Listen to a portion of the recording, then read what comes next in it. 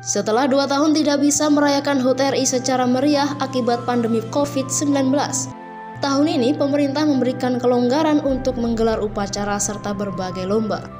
Di balik euforia kemerdekaan Republik Indonesia, terdapat beberapa peninggalan sejarah yang menjadi saksi bisu peristiwa kemerdekaan yang luput dari sorotan.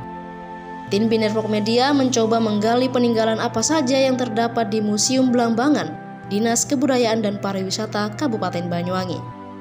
Saat memasuki museum, Anda akan disuguhkan dengan berbagai benda bersejarah dari masa ke masa. Bayu Ariwibowo, seorang arkeolog di Sbudpar Banyuwangi, mengatakan, dalam sejarah, Belanda tidak hanya menjajah namun juga membangun masyarakat sosial. Dalam museum Anda juga bisa menemukan sebuah radio abad 19 yang bisa didengar hingga ke New Delhi. Radio ini tidak menutup kemungkinan menjadi salah satu saksi nyata rekaman proklamasi disiarkan dengan lantang saat itu oleh Insinyur Soekarno. Meski rekaman proklamasi ini disiarkan setelah kemerdekaan, namun radio ini kala itu dinilai sangat berperan penting. Di sini menandakan bahwa pada masa lalu Belanda itu tidak hanya menjajah, tapi juga membangun masyarakat sosialnya juga dibangun. Kemudian di sini juga ada koleksi radio.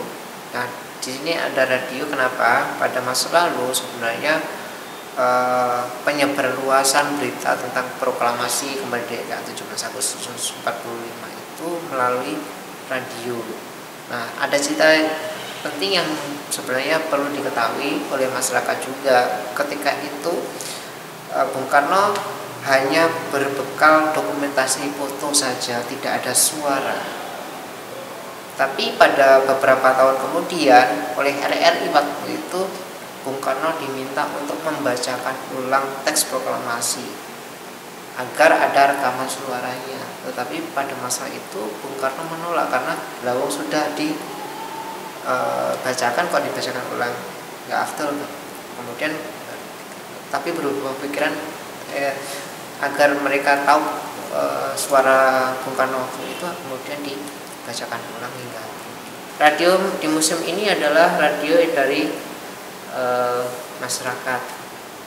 Kemudian kenapa ditaruh di sini agar terawat saja, karena ini warisan. Kemudian mereka tidak bisa merawat tapi kurang maksimal, kemudian ditaruh di sini agar ada edukasinya juga. Radio ini sebenarnya tidak nasional lagi, tapi sampai ke New Delhi.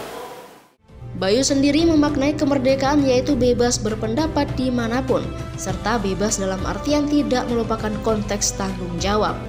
Di era sekarang ini sudah bisa memandang orang lain apa adanya dan tidak hitam putih lagi. Novita Kamil, Binetwork Media, mengabarkan.